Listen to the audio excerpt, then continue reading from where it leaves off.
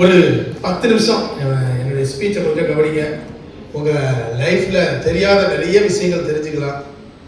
உங்கள் லைஃப்பில் ஒரு டேர்னிங் பாயிண்டாக இருக்கிறதுக்கும் என்னுடைய ஸ்பீச் வந்து ஒரு காரணமாக இருக்கும்னு நான் நம்புகிறேன். ஒரு 10 நிமிஷம் தான், அதுக்கப்புறம் நீங்கள் உங்கள் ஸ்டைலில் எனக்கு இருக்கலாம். அதாவது முதல்ல லைஃப்பில் ரொம்ப ரொம்ப முக்கியமானது கிராட்டிடியூட். கிராட்டிடியூட் அப்படிங்கிறது என்னதுன்னா நன்றி உணர்வு. நன்றி உணர்வுங்கிறது என்னது? நம்ம அம்மா அப்பா நம்மளை இன்னைக்கு படிக்க வச்சுருக்காங்க, சாப்பாடு போட்டு அழகாக நமக்கு காலேஜில் சேர்த்து விட்டுருக்காங்க, அவங்களுக்கு நன்றி சொல்லணும். நம்மளை படைத்த ஆண்டவனுக்கு நன்றி சொல்லணும். இந்த காலேஜுக்கு நன்றி சொல்லணும். எப்போவுமே நம்ம ஒரு நெகட்டிவ் ஃபீலிங் இருக்கக்கூடாதுமா, எப்போவுமே ஒரு கிராட்டிடியூடாக இருக்கணும். நான் முதல்ல என்னுடைய கிராட்டிடியூடு கடமையை நான் செஞ்சுருந்தேன். அதாவது எழிலன் சாருக்கு நான் முதல்ல ஒரு நன்றியை சொல்லிக்கிறேன். ஒரு வாய்ப்பு, அருமையான வாய்ப்பு கொடுத்துருக்காங்க. அடுத்தது இந்த கல்லூரி நிர்வாகத்துக்கு ஒரு அருமையான ஒரு நன்றியை சொல்லிக்கிறேன். நிர்வாகத்துக்கு, பிரின்சிபாலுக்கு, டீச்சர்ஸுக்கு நன்றியை சொல்லிக்கிறேன். இப்போ நம்ம என்ன தெரிய போகிறோம்னா, காலேஜ் முடிச்சு நம்ம வெளியில் போக போகிறோம்.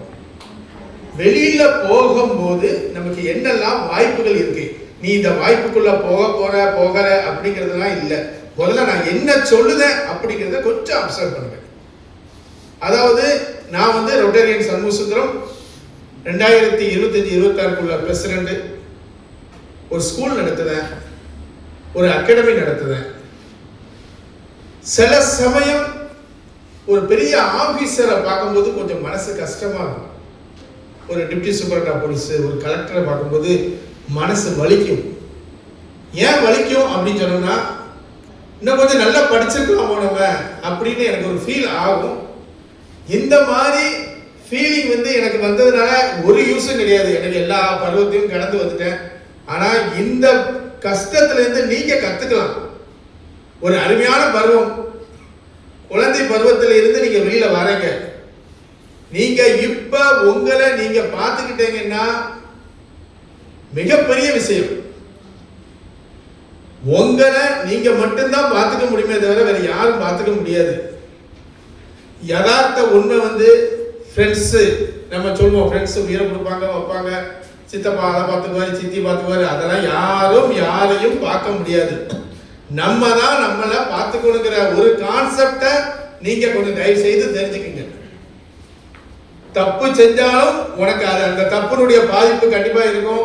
கடுமையாக உழைச்சாலும் அதனுடைய பலன் உனக்கு இருக்கும். டிகிரி முடிச்சு வெளியில வந்தீங்கன்னா ஃபர்ஸ்ட் வந்து யூபிஎஸ்சி அப்படின்னு இருக்கு. அதில் தான் நம்ம என்ன எழுத போகிறோம், ஐஏஎஸ், ஐபிஎஸ், அந்த மாதிரி சிவில் சர்வீஸ், சிவில் சர்வன்ட் அப்படின்னு ஒரு வார்த்தை வந்து அவங்க தான் இருக்கிறது. நம்ம அந்த லாஸ்ட்டில் உள்ள செகண்ட் கொஞ்சம் கவனிச்சேன்னா உனக்கு நல்லது, இல்லைன்னா அமைதியாக இருந்தேன்னா மற்றவங்களுக்கு நல்லது. அதனால யூபிஎஸ்சி வந்து ரொம்ப நல்லது. அடுத்தது டிஎன்பிஎஸ்சி குரூப் 1. இப்போ நினைக்கிறோம் நம்மளால முடியாது, நம்மளால செய்ய முடியாது. அந்த கலெக்டர்லாம் நம்ம வானத்திலேருந்து வந்து குதிச்சவங்க, டிஎஸ்பி வானத்திலேருந்து குதிச்சவங்க, பெரிய காலேஜில் படிச்சிருக்காங்க, பயங்கர இங்கிலீஷ் நாலேஜ் இருக்கும், அவங்களுடைய நாலேஜ் பவர், அதெல்லாம் ஒன்றுமே கிடையாது. அவங்க நம்புனாங்க, அடிச்சாங்க. நீங்க நம்புனீங்கன்னா கண்டிப்பாக அச்சீவ் பண்ணலாம். இப்போ பருவம் அருமையான பருவம். உங்களுக்கு 20 அந்த 19 வயசு இருக்கணும், 18 19 அந்த ரேஞ்சுக்கு 20 வயசுக்குள்ளன்னு வச்சுக்கீங்களேன். இப்போ நீங்க நம்பினீங்கன்னா அழகா ஒரு 5 வருஷத்துக்குள்ள நீங்க ஒரு பெரிய லெவலில் இருக்கலாம். ஒரு மைண்ட் ஜாக்கிங் அப்படிமா ஒரு இமேஜின் பண்ணி பாருங்களேன். நீங்க ஒரு சப் கலெக்டரா ஆகுறீங்க, உங்க ஊருக்கு போறீங்க, உங்க வீட்டுக்கு போறீங்க, எவ்வளவு சந்தோஷத்தை தரும். ஏன்னா அது வந்து இது மாறவே முடியாது அப்படிங்கிறது கிடையாது. கண்டிப்பா நம்மளால அச்சீவ் பண்ண முடியும்.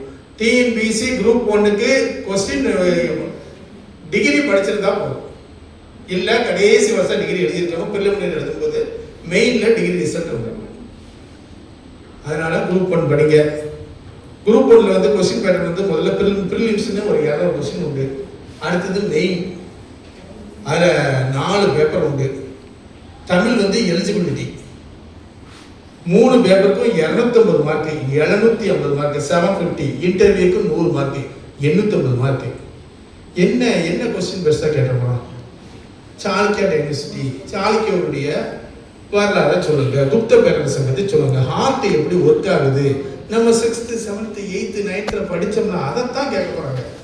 நம்ம நினைச்சுக்கிறதும் அது புள்ளிகளை போனாலும் அது ஒரு மிகப்பெரிய விஷயம். ஆனால் பிராடா படிக்கணும், நிறைய படிக்கணும். அடுத்தது குரூப் 2. இப்போ கால்ஃபார் பண்ணிட்டாங்க. குரூப் 2 அடுத்தது என்ன வந்துடும்? Group 2A. குரூப் 2 அப்படின்னா பிரிலிம்ஸ் முதல்ல 200 கொஸ்டின் 350 மார்க்கு. குரூப் 2னா டிஸ்கிரிப்ட் டைப்ல எழுதணும், ஒரே ஒரு பேப்பர் 300 மார்க்குக்கு. அதில் தமிழ் வந்து குவாலிஃபைங், இன்டர்வியூ உண்டு, ஆஃபீஸர் போஸ்ட். அதுக்கு குரூப் 1க்கு அடுத்த ஆஃபீஸர் போஸ்ட். குரூப் 2Aங்கிறதுக்கு அதே தான், ஆனால் அப்ஜெக்டிவ் டைப்பு, இன்டர்வியூ கிடையாது. இப்போ அடுத்தது குரூப் 4 கால்ஃபார் பண்ண போறாங்க. டிசம்பர் மாதம் குரூப் 4 எக்ஸாம் வருது உங்களுக்கு. டிசம்பர் மாதம் இப்போ உட்காந்து நீங்க ப்ரிப்பேர் பண்ணா கூட நீங்க அடிக்கிறதுக்கு உங்களுக்கு ஒரு வாய்ப்புகள் இருக்கு, அச்சீவ் பண்ணதுக்கு வாய்ப்புகள் இருக்கு. எத்தனையோ பேர் எங்களுடைய students college second year first இயர்லயே, ஃபர்ஸ்ட் இயர் முடிச்சா தான் அப்ளை பண்ண முடியும். செகண்ட் இயர் தேர்ட் இயர்லயே காலேஜ் முடிக்க முடியாம வேலைக்கு போயிட்டு அதுக்கப்புறம் காலேஜ் முடிச்ச ஆட்கள் நிறைய இருக்காங்க. இப்ப நீ முழு மனசோட நீ நினைச்சேன்னா குரூப் 4 அச்சீவ் பண்ணலாம். என்ன 6th இருந்து 10th உள்ள பாடம் தானே, வேற ஒன்றும் கிடையாது. பெருசா மற்றவங்களுடைய உதவி தேவையில்லை. நீயே 6th இருந்து 10th ப்ரீவியஸ் இது படிச்சாலே போதும். நிறைய ஆப்டிடியூட் ஒரு 25 கொஸ்டின் உண்டு. நீங்க இந்த யூடியூப்ல ஜிஎம்எஸ் அகாடமி திருநெல்வேலி இப்ப வேண்டாம், அதுக்கப்புறம் பாருங்க GMSACADEMI திருநெல்வேலி அப்படின்னு போட்டீங்கன்னா நிறைய மேக்ஸ் வீடியோ, என்னுடைய வீடியோஸ், அதை ஒரு சப்ஸ்கிரைப் பண்ணிக்கங்க. அதுல என்னெல்லாம் கால்ஃபார் பண்ணுது, எப்படி எப்படி எக்ஸாம் எழுதணும், எப்படி அச்சீவ் பண்ணணும், அச்சீவ் பண்ண ஆட்களுடைய ஒரு பேட்டி எல்லாமே வரும். ஃப்ரீ தான். நீங்க முதல்ல பாருங்க, உள்ளுக்குள்ள போறீங்களோ உள்ளுக்குள்ள போகலையோ அதை முதல்ல பாருங்க. இது டிஎன்பிஎஸ்சி உடைய ஒரு சைடு. அடுத்தது banking sector. Banking sector state பேங்குக்கு தனி எக்ஸாம், ஐபிபிஎஸ்க்கு தனி எக்ஸாம், பிரைவேட் பேங்குக்கு ஒரு தனி எக்ஸாம்.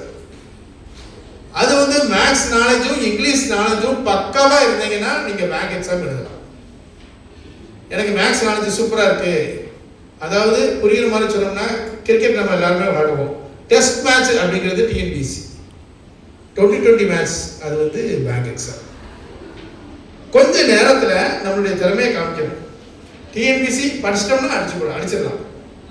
அடுத்தது எஸ்எஸ்சி ஸ்டாஃப் செலக்ஷன் கமிஷன். எஸ்எஸ்சிங்கிறது மத்திய அரசு வேலை. CGL combined graduate level, degree முடிச்சா போடலாம். பெரிய பெரிய போஸ்ட் எஸ்எஸ்சிக்குள்ள செமையான போஸ்ட், அழகா இருக்கும். அடுத்தது நீங்க 12th முடிச்சிருந்தீங்கன்னா 18 வயசு ஆனாலே போடலாம்.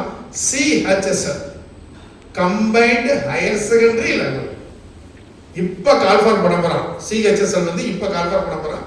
நீங்க அழகா நீங்க அதை ப்ரிப்பேர் பண்ணலாம். எஸ்எஸ்சி ப்ரிப்பேர் பண்ணணும்னா கண்டிப்பா இங்கிலீஷ் நாலேஜ் வேணும். மேத்தமெட்டிக்கல்ல ஒரு ஸ்ட்ராங் பேஸ்மெண்ட் இருக்கணும். பேஸ்மெண்ட் இல்லைனாலும் ப்ரிப்பேர் பண்ணினீங்கன்னா அடிச்சிடலாம்.